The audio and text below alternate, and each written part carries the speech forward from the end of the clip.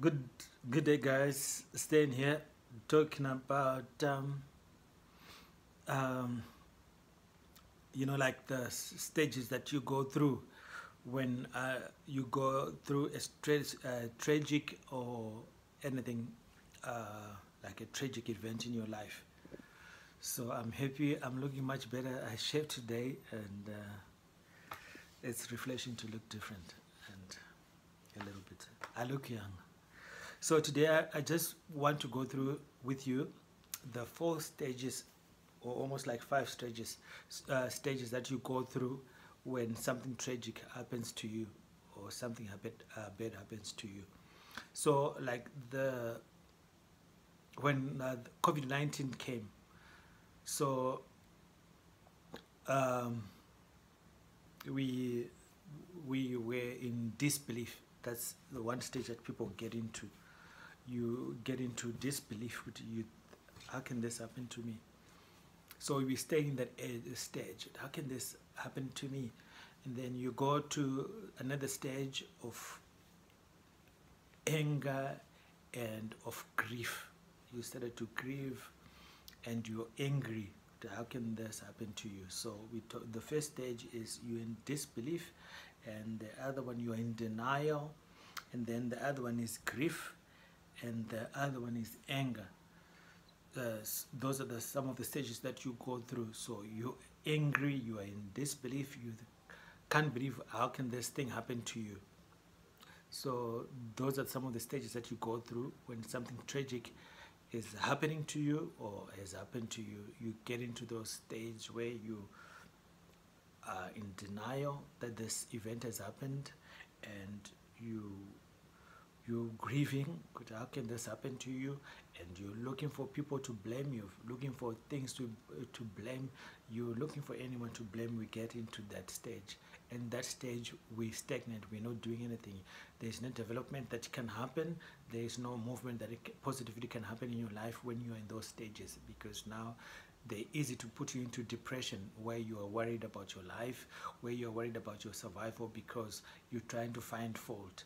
You're trying to put blame on things. You are in denial. You're grieving. Those are dangerous stages that we go through, and at times people stay too long in those stages. I remember when my mother died, I allowed myself to grieve. I had accepted.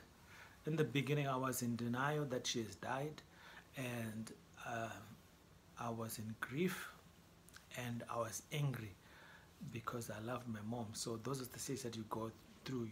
I was angry, and I accepted, and I grieved, and I said, I want this process to take course. I wanted it to run without me trying to rush it, so that I went through it, like fully, and then come out of it the other end. But when I decided to fully grieve, I had accepted the idea that this has happened. There's nothing I can do.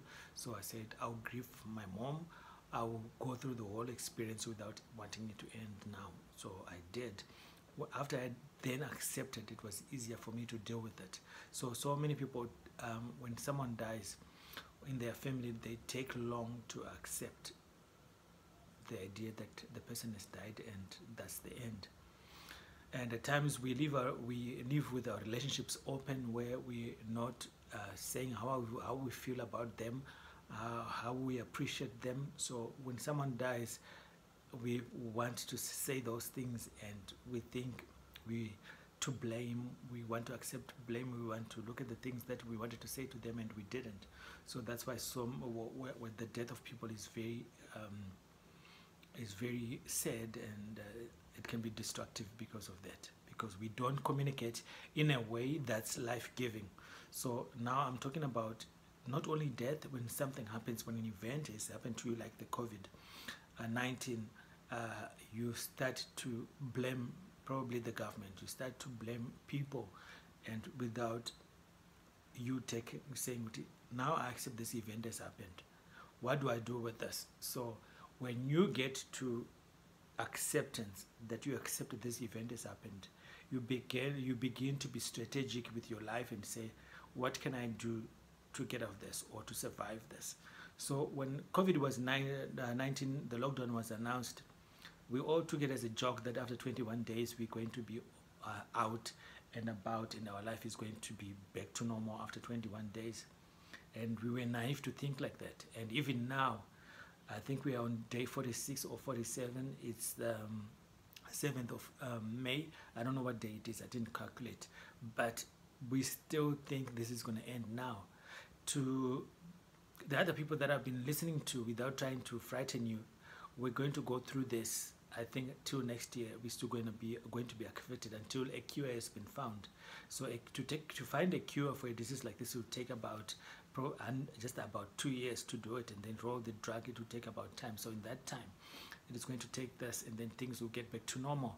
So even if things go to normal, the effect, the economic effect that COVID-19 will have had on people is very destructive. Like, people are going to lose their jobs. Like, some people have already started losing their jobs.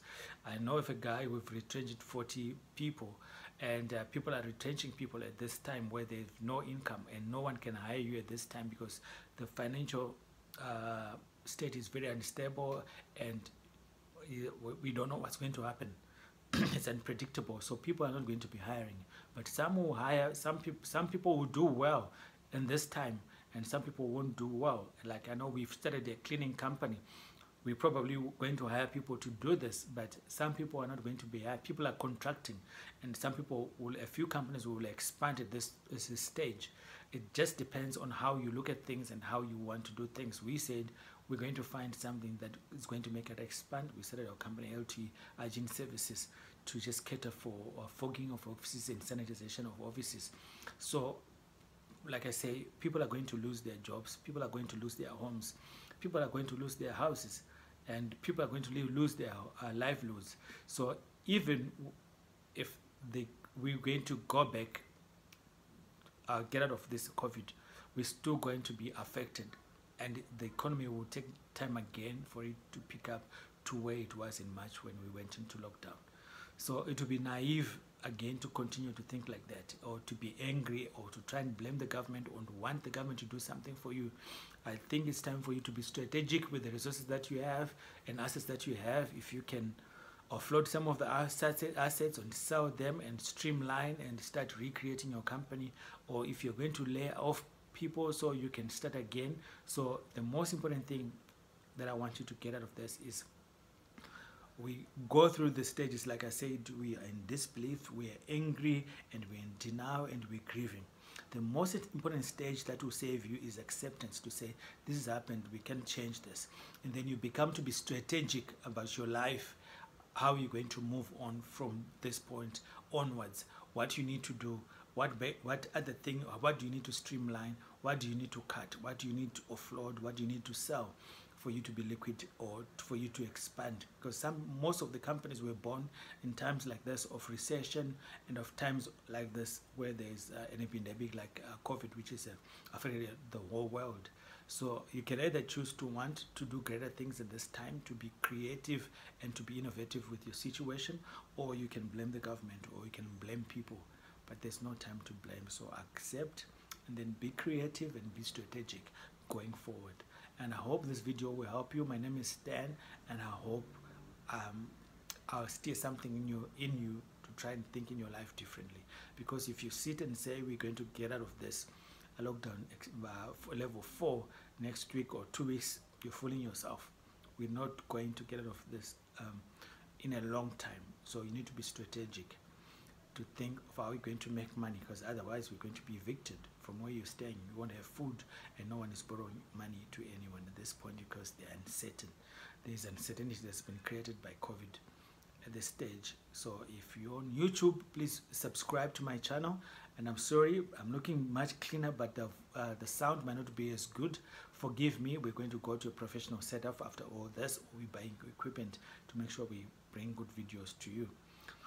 And I hope you share my video with your friends, with family about this, and warn them that they need to be very proactive with their lives instead of blaming their employers, blaming the government, blaming whoever, blaming China. It's time to be creative and accept this has happened. Be creative, be strategic with your life, and start making money for yourself. Even if it's 1 rand, if it's 2 rand, it's good progress if you can make money in this time. Thank you so much, and please don't forget to subscribe again. Thank you.